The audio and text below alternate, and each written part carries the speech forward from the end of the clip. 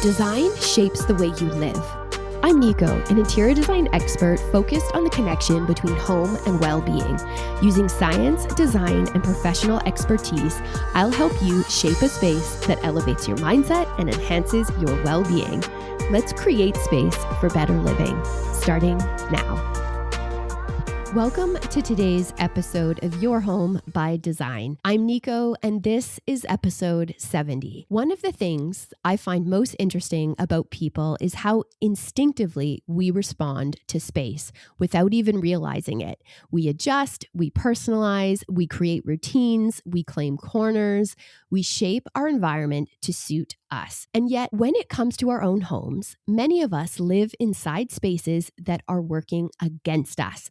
Not because we've done anything wrong, but because we've never been taught to think about design this way. So today, I want to shift that. I'm sharing 5 intentional design moves that can change how your home supports your everyday life. Because at Pero, we believe better living can begin with better design. So welcome to today's episode. Before we get into the 5 design moves, I want to start with something that I think explains all of this beautifully.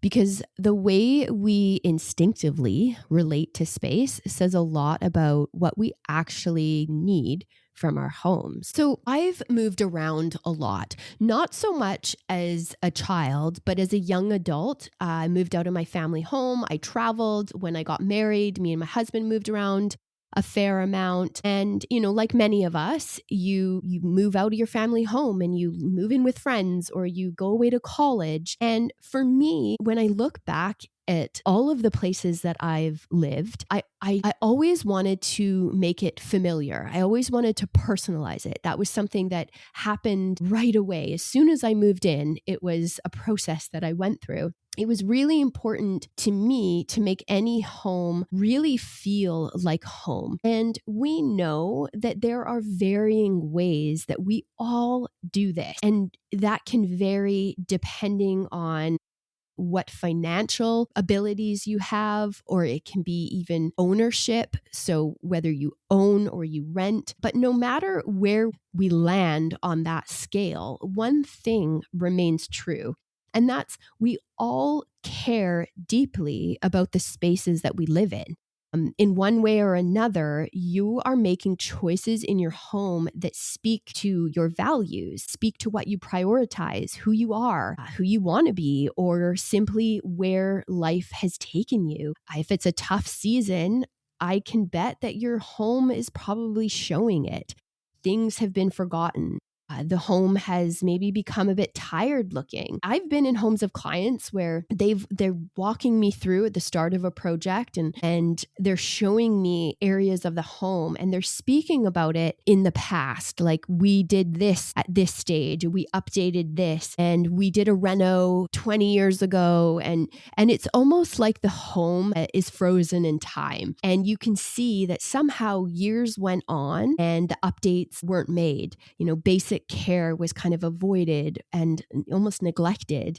And the home over time somehow started to look forgotten. And one of my favorite things is seeing a home come back to life, come back to something of beauty. But beyond that, the best thing is seeing how it impacts the person who lives there. A window that was simply walked past is transformed into a window where they now sit, look out, watch the trees, and see people pass by. The kitchen, which was once a place of laughter that echoed and people gathered and there was meals and conversation, becomes that again. You see, we go through so many stages and phases in our lives, but you have to always remember the things that you love and value can be shaped and reinforced by the way you set your home up, the way you design it, and the way that you just simply take care of it. Have you ever got to a hotel or an Airbnb, even a campsite, and the first thing that you do is wander around to check the place out, then you begin to kind of personalize it somehow. So you get there, you take a minute to kind of read the space. You might assess how many pillows there are, how many blankets. You open up the fridge, you look to see where the outlets are and if there's enough. You decide really if you like the layout. Then you begin to kind of personalize it. So you might, establish where your drop zones are going to be. So you put your keys down and your sunglasses. You choose which drawer will be yours, where you're going to hang up your clothes, and you might confirm that there's enough hangers for the amount of clothes you brought. And then you check out the bathroom and you just decide where your toiletries are going to live. Then you start to unpack, you put some of your things away, you drape your sweater over the chair, you put your book beside the bed. If you have kids, maybe you put their favorite stuffy and their blankie on their bed. We do this because immediately, no matter where we are or where we go, we have a need and an urge to make our spaces familiar, to personalize them. And that's because when our spaces are familiar, it reduces stress. When we personalize something, prompts routines naturally. We gain an understanding of a space, which gives us liberty and a sense of control over our surroundings. And our belongings are an extension of self. We actually view our belongings as part of us. So immediately when we look and we see our things, it gives us the feeling of comfort and it calms us. And I mention this because I want to illustrate how our spaces can be used as tools when we understand how they impact us both negatively and positively. Your home cues behavior. Clutter affects your cognitive load. Personalizing your space can make you feel happier, and taking care of your home actually gives you a sense of pride. Have you ever done a reno? Or you've updated something, and then all of a sudden you just find that you're taking care of that room differently somehow. Like you're picking up after yourself. You're just keeping it more tidy. You're making sure that you buy really nice hand soap, or that the hand soap never runs dry. Your towels are always really clean. You're taking extra time to do things like put your towel on the rack so it just simply looks nice. And yeah, you're picking your clothes up off the floor, or maybe the clothes never end up on the floor. You're putting fresh flowers on the counter, or even cleaning the shower, like you're taking your squeegee and making sure that the glass doesn't have watermarks. The funny thing is that these subtleties, these little acts of care would still be beneficial to you even if that space wasn't updated. These habits and choices really impact you regardless of if it's new or if it's old. Even if the space is run down and tired, the way you care for it, the attention that you give, picture that space. How do you feel in that room that's well cared for and well kept? How come you feel a sense of control? You've experienced it when you've done a deep clean in, let's say, your bathroom, and you've taken some extra care, regardless of whether you've just done a reno or not, and you feel different when you walk in that room. How come your mornings feel less rushed? How come you suddenly become someone who puts things away? How come when you walk in and there is clutter, all of a sudden it's like, oh, it's really offensive. You just can't believe that the clutter's there and that it just sticks out, and you naturally want to maintain it. You respect the room differently. You respect yourself differently. How come you start paying attention to details that you ignored before? So you start noticing all of a sudden, oh, I really need to fill that hole, or maybe I should repaint. So how come a well cared for space makes you feel more in control? How come it makes you feel more capable? Because the way that we care for a space often becomes the way we care for ourselves. The renovation might trigger that, but the benefit comes as a result of the habits. So If your home is already shaping you, why not shape it intentionally? So I will be sharing ways that you can use to begin to create space for better living, to shape your spaces more intentionally so you can feel all of those things. So number one is to create a visual connection to nature. Have you ever considered what is actually going on inside of your body when you're looking at a tree or out in nature? I've started to do this more recently, being very intentional when I'm out in nature to think about the benefits, to think about what's going on inside. I do this on my morning walks. And if you subscribe to my newsletter or you follow me on social, then you probably know that we recently got a puppy, and she's such a cutie. She's 7 months old. Her name is Tilly. And so, every morning I take her for a walk. And to be totally honest, there are some mornings like this morning where it's rainy. And all I felt like doing is pouring another cup of coffee, putting on some nice rainy day music, and watching the rain water my garden. That's what I felt like doing. That's not how life looks since the pup has arrived. So when I take her for a walk, we often go to this green space that's not too far from our home. And it's this green belt. There's a lot of trees and you have a view of the farm fields. And so this is where I often will remind myself of the benefits as we walk. It's this beautiful walk. You really do feel like you're amongst the trees. You see the farms. But this is a place where I think about the benefits. There's emotional benefits as well as cognitive benefits. We experience lowered stress. We experience decreased heart rate and blood pressure, reduced symptoms of anxiety and fatigue. I know for myself, when I get home from a walk, I feel more energetic, more eager to get certain tasks done. So when we're out in nature, there is a visceral effect, and we can experience aspects of that in our home as well. This can be as extreme as deciding to add a window to get natural light in and flood the space. Maybe by adding a window, there's a view that you're connecting with and you can see the trees or you can see the garden. But it can also be as simple as putting a plant in your home, just incorporating nature in some way. And if you're not familiar with biophilic design, this is the practice of biophilic design, which is how to incorporate nature and natural elements into architecture and into the design of our homes for the purpose of enhancing your health.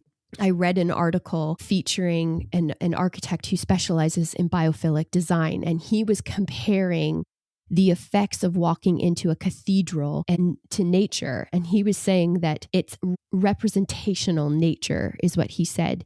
Because when you walk into a building like a cathedral, it often manipulates light and space and air and material and shape and form and color. So when you think of a cathedral, you don't think that you're walking in a forest. And he mentioned that in the article. He said people don't walk into a cathedral and immediately say, nature, but it's representational of it. And so our homes can also do the same when we're intentional about bringing natural elements into our spaces. So you can do this with things like branches in a vase and, playing with oversized branches too, so that it adds almost like an architectural element to the room with scale. And, scale has a way of bringing such presence to a space. Things like fresh flowers, whether you've got a little garden that you can grow some fresh flowers. It doesn't have to be elaborate bouquets of flowers. It can just be little sprinkles of greenery throughout your home. The other day, I was trimming our maple tree, and there was a few branches that I was snipping off. So I brought them inside and I put them in a vase in a spot where we could see them when we come down the stairs. And my husband saw it and he said, that looks so nice. He really noticed it right away. and it had an impact on him. He said it just made it look so nice in that area. So it drew his attention to that spot, and immediately he connected to a natural element. You can do things like potted herbs in your kitchen. Or even if you have a balcony, that you can get some fresh herbs on the balcony where you're sitting inside and you can actually see them, the greenery that's going to be uplifting and just add that sense of nature to the space. But not just that, but if it's herbs, then you can actually use them for cooking. So it's an added layer. And then things like natural wood textures, you can do this with furniture or even frames, art frames or photo frames. And then stone surfaces. So decor items, decor like accessories or your countertops. You could even go as far as putting a concrete skim on something. Get creative with an area of your home that you can have some fun with. Number 2 is change your layout and furniture arrangements. I was reading a newsletter the other day. It's from a designer, one of my favorites out of America, and he was saying something that I can totally relate to. And I wanted to mention it because I thought it was such a wonderful example. And he was talking about how when he has guests come stay at his home, he was explaining how it's a lot of work to prep and get the house ready, etc., which I can totally relate to. But one of the things was he gets to witness how his guests use his home. He gets a fresh perspective on how his home functions. And in particular, he was talking about his brother and how his brother chose this particular chair to sit each morning to have his coffee. And he loved it because it gave him that perspective. It wasn't a chair that he used all the time, but it just allowed him to kind of evaluate how others naturally respond to his home. And I like this because when we set up moments like an intentional chair to enjoy your morning cup of coffee, you create moments of experience, which creates a lifestyle. And this is largely due to the layout and the furniture arrangement in the space. So quite simply, if there is no chair to sit next to the window to enjoy your morning coffee, you won't sit next to the window. And if the spacing of furniture is too far apart for conversation, there won't be conversation. If you pay attention to how people move in a room, then you get a pretty good indication of how the layout is working or not. And it speaks to your values as well. So for instance, if you have a TV in every room and the furniture is arranged around that, then it's obvious what you are prioritizing or what you find important. Or if you don't have a proper dining table and you're a family with kids, then you are not prioritizing having family dinner together. And unfortunately, a lot of the layout choices the average household makes is impacting their health and well-being in negative ways without even realizing it. It can cause stress. It can cause fatigue, physical discomfort. I mean, even if you're sitting and watching TV while you're eating dinner, that's bad for your digestion. If there isn't enough natural light, if you have improper storage, then it could be leading to clutter, which affects our cognitive load. If your bedroom is not set up properly, then it can disrupt your sleep and elevate your stress hormones. Say the layout of your kitchen is not adequate, then you won't spend as much time cooking in there. So you may just by default opt for like easy, quick meals instead. So you can see how the layout and the organization of our homes can impact us in negative ways. So take a good look at your layout and ask, does this align with my values? Is this allowing me to live how I want to live? Or are there areas of friction? Or even am I prioritizing something that I don't want to prioritize? So we spoke about layout and how layout and furniture arrangement can cause friction. And now we're going to talk systems. So number 3 is design systems that remove friction. So if you have a particular habit that you really want to change, or something in your home that creates that friction, like I want to eat healthy, but I just don't have the time to prep healthy snacks, or you want to be more organized and less stress when you're looking for things, or, the piles are piling and you can't seem to keep up. If you have ways that you want to behave differently, then look at your home systems. Do you structure to allow those behaviors to become a little easier? I like to compare behaviors in a home to behavior in a company, because systems are often overlooked in the home. But if you have an office job, or you work for a well-established company, then you know a thing or two about systems. Systems make a company successful. They keep things streamlined, they keep things efficient and measurable. You can't have a project or a task with a deadline without having a proper system, a clear path to get there. And I mention this and I draw this correlation between systems in a company and systems in our homes, because they're the same in so many ways. Our homes run better when there are systems, and we function better when we have systems in place. So imagine you never knew when the garbage truck was coming. You just would look out your window and happen to see the truck there, or hear the truck coming down the street. And so every garbage day is a scramble to get it organized and get it all together. So you end up running around the house, frantically emptying out the bins, organize the recycling, running to the curb, pulling out the garbage, trying to do it all before the truck passes. Imagine living in an apartment building that had no mailroom, no parcel lockers, no concierge, no designated package area. And the couriers just left things wherever they wanted. They left them in the lobby if they wanted, or outside even. Maybe at another entrance with a random neighbor. So every delivery becomes a hunt. You're looking at the notifications. You're trying to check the parcel to make sure that it was delivered.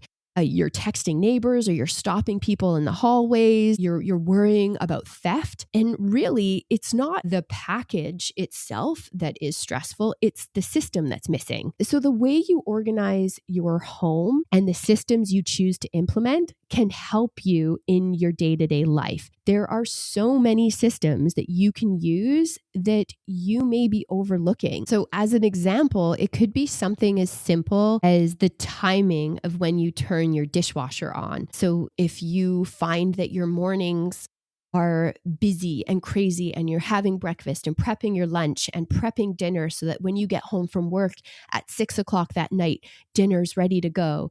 And so your kitchen becomes this hard working space in the morning. You've put the dishwasher on the night before. So you wake up in the morning, all of the dishes in there just need to be put away. And you're very optimistic when you put the dishwasher on the night before. It's like, yes, I'm going to wake up in the morning and I will empty this dishwasher and all will be well. But morning rolls around and you go through your normal, frantic, busy morning, and you don't have the time to empty the dishwasher. So 6:00 rolls around when you come home from work and you see the chaos from the morning, and then the backlog starts happening because now you're rushing to get dinner. And then after dinner, you're tired and you don't want to empty the dishwasher. But if you don't empty the dishwasher, you will have a countertop full of dishes from that day. And so you look at it and you say, is the timing right? Should I actually be trying to empty my dishwasher in the morning? Should I wake up to clean dishes? So look at when the time works best to turn the dishwasher on, to run that cycle through and empty it. That's a systems thing. When you do your washing, your laundry, what day do you do it? What time do you do it? Do you find you run out of time and you don't actually put the clothes away? Throwing them in the washing machine is easy.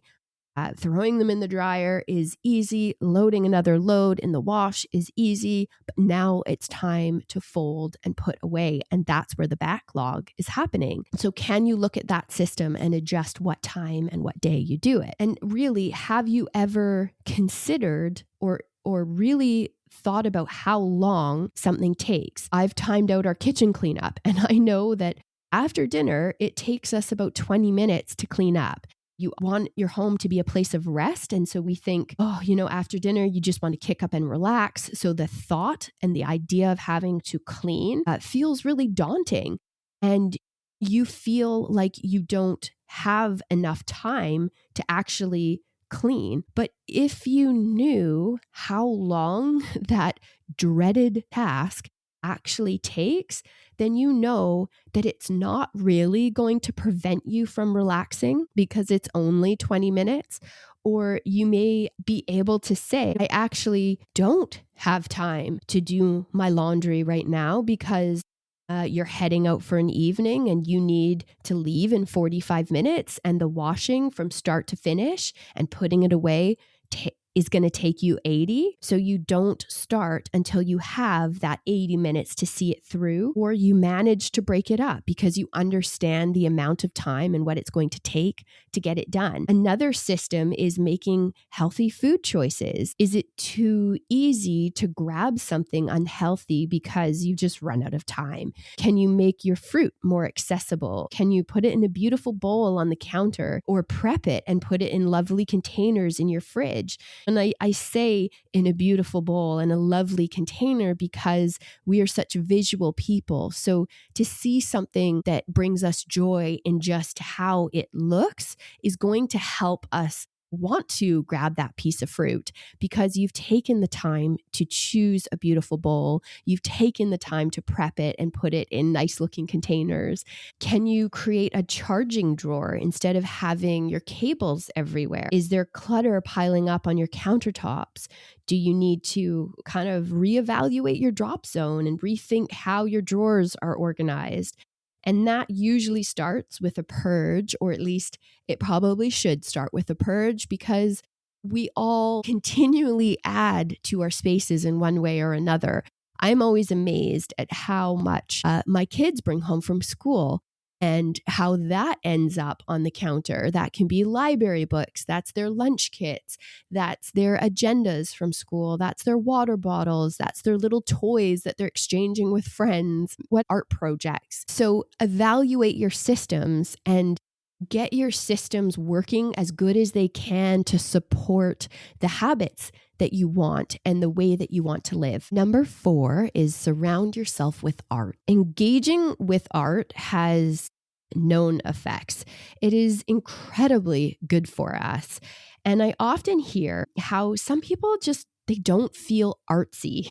They don't think they're artistic. So they're sort of like, well, I don't really know how to even choose art. Maybe they've never took time to really appreciate it. So they feel almost intimidated by the act of choosing and hanging art in their home. So to that, you have to go on emotion. You have to let go of what you think that you can't do it, or you're not artsy or creative enough. The goal is to find something that you love and not worry about the rest. It's nothing that you have to take too seriously, really. So just find something that you love. Find something that speaks to you and get a piece of art that stirs an emotion. It could be a place that you traveled. It could be a favorite activity. Think about incorporating photography. In design, art is often the first thing that is considered in a space, whether that be a collection of art, right, that a client has, or a single piece that really speaks to them. Designers will often look through a client's collection and pick a hero piece, the thing that is going to set the mood, that one piece that is going to be the focal point, that's going to inform every other decision. It's going to inform the tones, the textures, the shapes, the style, the mood. This can be your jumping off point in a room design. And I really feel like art It's like design ammunition. You're able to use your art as your little cheat. You can just keep going back to that art for shape, for mood, for tones and colors. And it's always nice when you're looking to a piece of art to inform the other choices that it's not always literal. So it might not be the exact color. It could be a shade or two darker or lighter. Like that's kind of how you build interest in space. But it's like your little cheat. It's your little ammunition. Pick a piece of art that you love, use it as the jumping off point. So art in a space not only helps the design cohesion and allows a room to feel storied, but also if it's something you love and you intentionally interact with, you reap benefits from it. So surround yourself with art and don't get hung up on a style and approval. Do it with flair, make it look interesting and beautiful so that you just enjoy looking at it and interacting with it. There are measurable benefits to not only physically being creative, but also just appreciating and being in awe of a piece of art. So you don't have to create the art. You can just appreciate it and take time to look at it. It can relax you. It can reduce stress, even enhance memory, focus, and problem-solving abilities just from staring at a piece of art. So surround yourself with art. Okay, so number 5, and this may be saving the best for last, but I'll let you be the judge. But I do think that this one is something that we all really, really need. And that is a device-free zone. So number 5 is create a device-free zone. And this is tied really to one of our core beliefs at Pero. So as Pero has evolved over the years, as I started out and started to get more curious about how our homes affect us, I really started to ask, well, why? I understand the design principles and I understand what the rules are for interior design, but I want to know why. Why does scale impact us? Why do we feel better in some spaces over others? So I started to ask these questions. And at the time, there wasn't a lot of research on it. So over the years, and as research has grown in the field of neuroaesthetics, and I started to get more and more curious, the focus of Pero began to shift to what it is today. So yes, Pero is about interiors, but it's more about how we set those interiors up to impact your life, to bring about change. And that's why this one, creating a device-free zone in your home, is one of our core beliefs.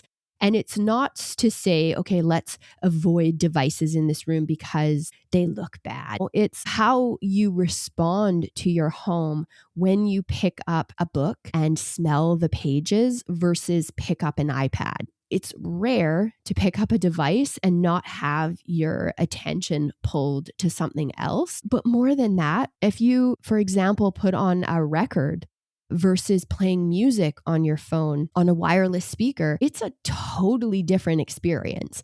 Like you listen to music differently. It's a much more immersive experience. It requires active engagement. And I think that's the whole point of creating device-free zones, because you are replacing one thing for another, and the other is much more thoughtful, intentional, and beneficial to you. So if you get an actual book to read, then you'll most likely set the room up a bit different. You might choose your favorite spot, light a candle, and put on a diffuser. So you're more intentional about creating an experience. Whereas if you grab your device, it instantly takes you away from that experience. When you have a device in your hand, it's almost like you have multiple tabs open in your brain. Everything is connected to it. And when you are connected to everything, you're not really connected to anything. Right? Your attention doesn't work. It can't switch on and off to the next. That's just not how our attention works. We get really depleted and we're not actually able to focus and retain much of anything when there's too much going on. So create room rules, and room rules are a great way to protect that space. So if you have a room rule that says there is no devices in this room, then that's simple. Back to what I mentioned about systems, it's like, here's the path, here's what you do, and here's what you don't do. And when you have the room rules and you have that system in place, when it's a rule, and you just keep it at that. And you want to make sure that you're spending your time when you're at home on things that are valuable in terms of what you value in life.